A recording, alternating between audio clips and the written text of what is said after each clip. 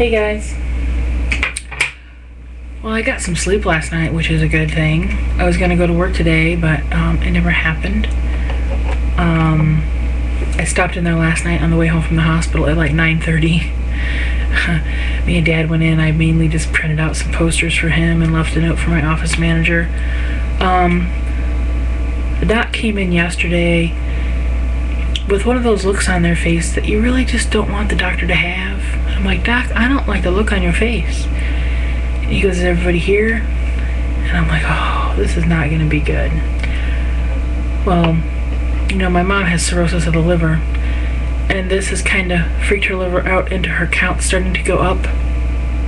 That is not good. It means she's heading towards liver failure. And if that happens, that means death. It's slowly been going up as she's been in the hospital. They're hoping it'll plateau and just stop. There's no way of knowing if that'll happen. She's jaundiced right now. Her count the last few years, because she's been in the pre-liver transplant program, but with her being so sick, she's probably not a good candidate to get a transplant with all this other stuff going on. But they're going to get a hold of Northwestern today, her liver transplant people, talk to them. But her count the last 3 years it's been holding about 14, 15. It spiked up to 16 once, back down. Once it gets to 30, that's kind of the bad place to be. Well, hers is up to 20 now. And so it's not a good situation at all. So we had that emotional roller coaster yesterday in the waiting room. It was a long day at the hospital. Dad and I was going to stay the night because they were going to do a trach last night, but her blood's too thin to do it. And they're not, and they told us, go home, get a good night's rest. She's sleeping well. She's resting, which is a good thing. She needs it. So we all went home about 9 o'clock. It's about a half an hour to get home. And today I wake up and Dad said they're not going to do the trach today because her blood's still too thin. They're giving her the stuff they just want to thicken up a little, so they might do it tomorrow.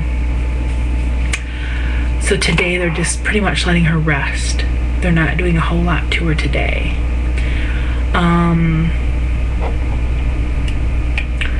And they're trying to get a hold of Northwestern to talk to them, and it's just a giant fat mess.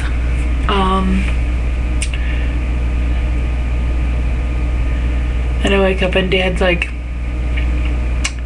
I think I'm going to have Mom baptized. He's going to get baptized too with her. I have been baptized. And this is just something he wants to do. So I said, well, and Mom can shake her head. She's still alert at times when she's not tired. And I said, well, you ask Mom. I said, don't just set this all up. I said, you ask Mom if that's what she wants. So, yeah, it's not looking good. But prayers or good thoughts are always a good thing, people. My cousins from Oregon are calling. I talked to my cousin Cammie yesterday, and my cousins from Georgia always calls, and I have cousins from Texas who are calling, and cousins from Chicago who are calling, checking on her. So we have good thoughts everywhere. So that's about all. Dad's in the shower now. I just got out. See, less hair. It was a very quick haircut. It was just like a no fuss. I walked in. I said, give me less hair. I have to go. So I was in and out and on the road. I wasn't even thinking about it. I just had so much floppy hair. It's driving me crazy.